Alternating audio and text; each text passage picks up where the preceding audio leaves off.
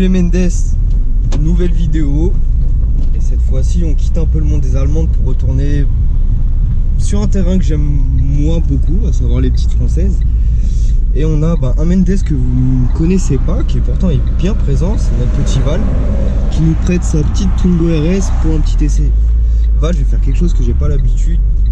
C'est toi qui vas me parler de ta voiture d'habitude, c'est moi qui parle. Là j'ai envie que tu me fasses, je sais, parce que pour ceux, les gens te connaissent pas, mais pour moi t'es la bible des fiches techniques.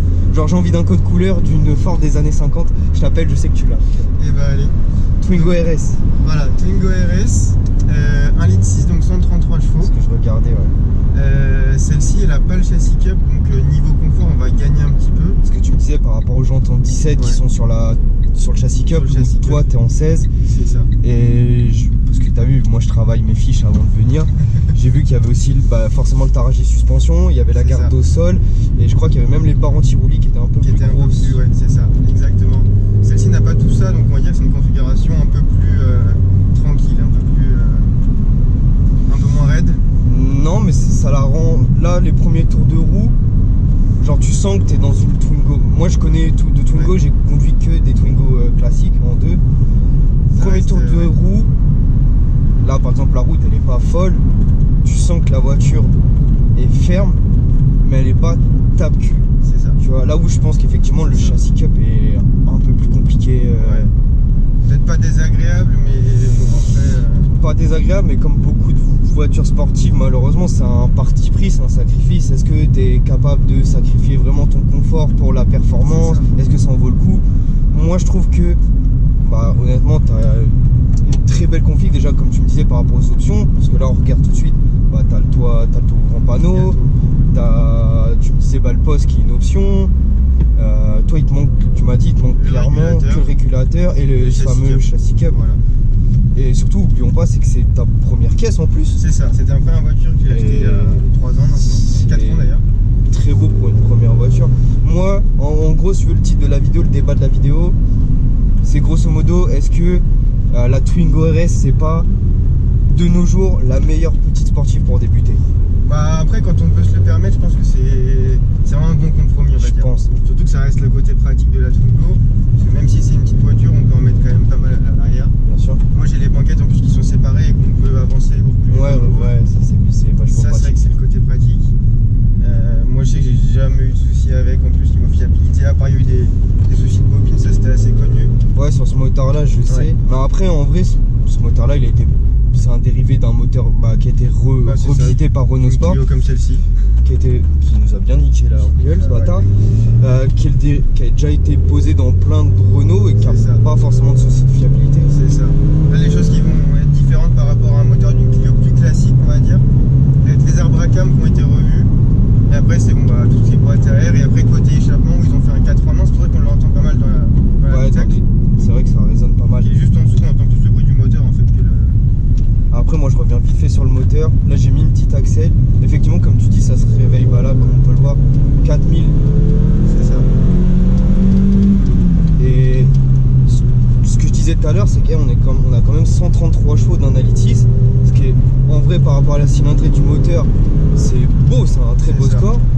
Et la voiture elle marche en vrai. Une voiture qui fait 1,50 tonne.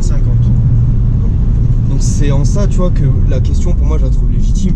Est-ce que c'est pas vraiment une des meilleures caisses pour débuter? Là où par exemple les voitures qui sont un peu dans ce délire là, tout ce qui est 106, Saxo, moi ce que j'aimais bien mettre en comparaison de celle-ci, la C2. Ouais, c'est des VTS. Tu vois, est-ce que ce soit forme de la voiture, les perfs, mais est-ce que du coup c'est pas des voitures qui financièrement sont beaucoup plus chères et un peu en dessous de ce que la Twingo peut offrir en termes de performance pure? Non, une Saxo, une 106 SS sera devant, clairement, ça, sûr, en perf pure. Mais est-ce que maintenant le surcoût de ces voitures justifie Je sais pas. Après, moi je suis pas un pilote, je m'amuse déjà énormément avec celle-ci. En vrai, parce que, pour l'anecdote, là je sors de la vidéo de la Polo WRC, c'est pour ça qu'on est sur les mêmes routes. Val m'a dit, vas-y, on fait la vidéo de la Twingo, mais tu vas te faire chier. Mais le pire, c'est que, je m'ennuie même pas. Parce que, en fait, il y a. Genre en termes de moteur boîte, genre la boîte je la trouve bien étagée. C'est pour ça qu'en fait j'attendais beaucoup de ta voiture, je vais pas te mentir. Parce que de toutes les Renault Sport que j'ai essayé, j'ai jamais été déçu du Renault Sport. Je vais pas mentir, j'aime pas Renault spécialement, j'aime pas spécialement Renault Sport, mais en tout cas chaque fois qu'on m'en a prêté une, j'ai jamais été déçu.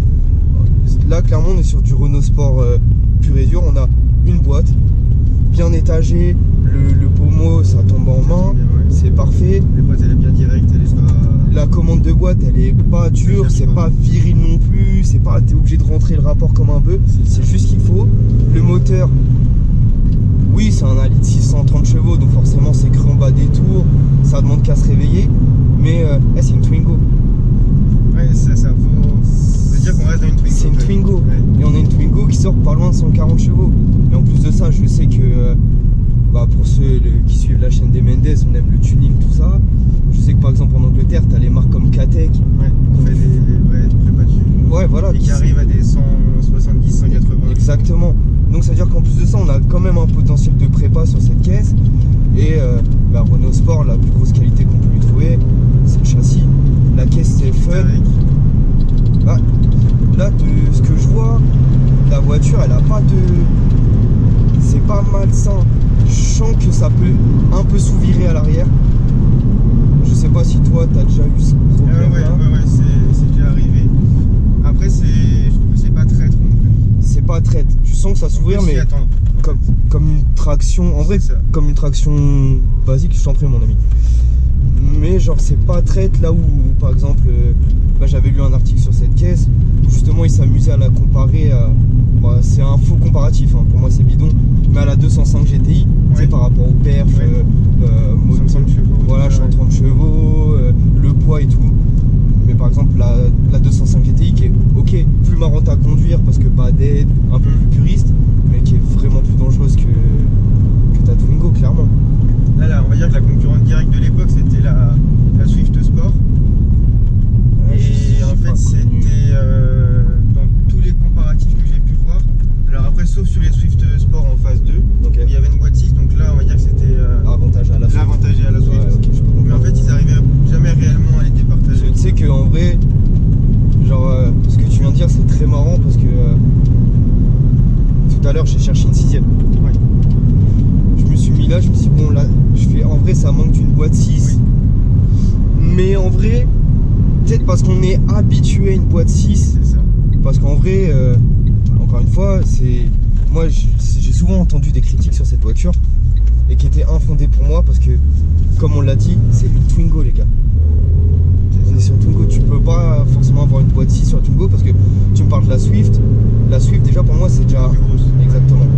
Et là le souci de la Twingo, c'est la raison technique, c'est qu'a priori il n'y a pas la place. Je sais que le moteur déjà il est au chausse-pied dans l'habitacle. Ouais. Enfin dans le compartiment moteur.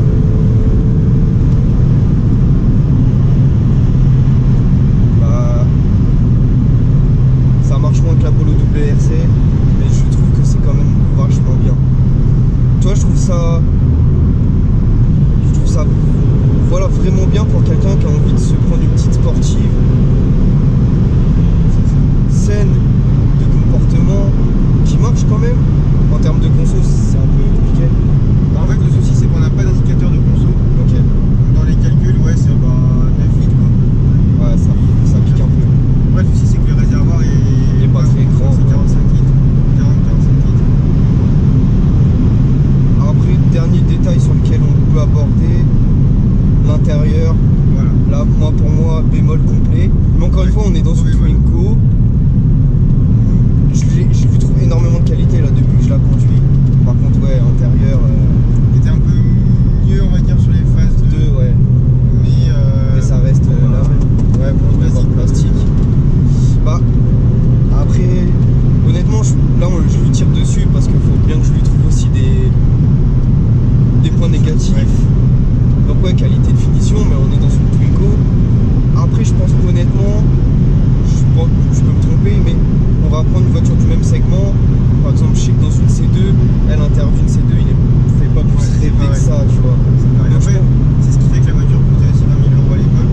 Voilà, c'est important que tu dis ça, c'est que, ok, il y a peut-être certains trucs où on peut se dire, attends, mais c'est cheap ou quoi, mais il faut pas oublier que de base, c'était une voiture qui était accessible, qui était neuve et qu'on pouvait s'acheter facilement en vrai.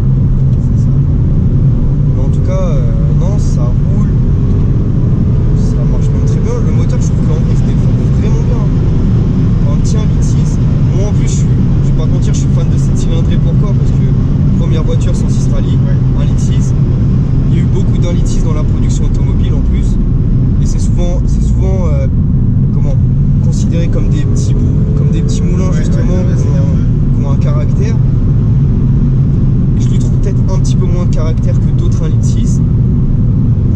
caractère.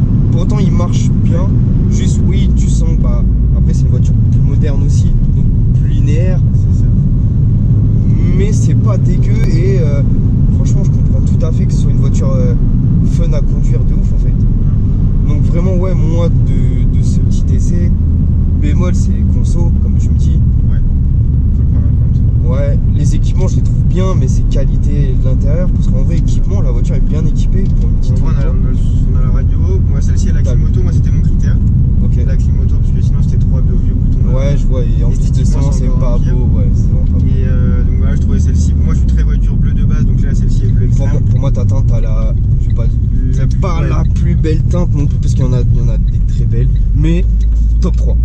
Celle que j'aimais beaucoup, c'était celle qu'on voit, qui irait presque le plus, c'est le gris Altica qui est presque un peu violet. Exactement. Pour moi, top, J'adore. top, je la trouve dingue. J'adore.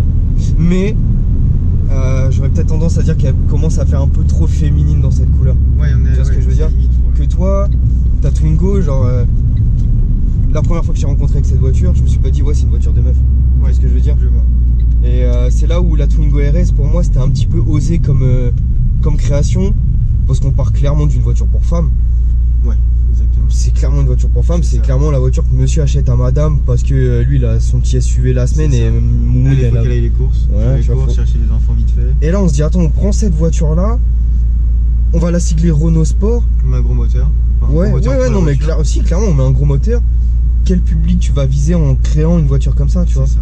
Et ça a marché. Et en vrai, bah on est bon, hein. Franchement, j'aime beaucoup. Merci du prix de la voiture. Et bah, avec plaisir. Et les Mendes, on vous dit à la prochaine. Et commentez, abonnez-vous et dites-nous ce que vous pensez, si vous avez une Twingo RS, si ça vous intéresse. Et on sera curieux de lire vos réactions. Salut les Mendes!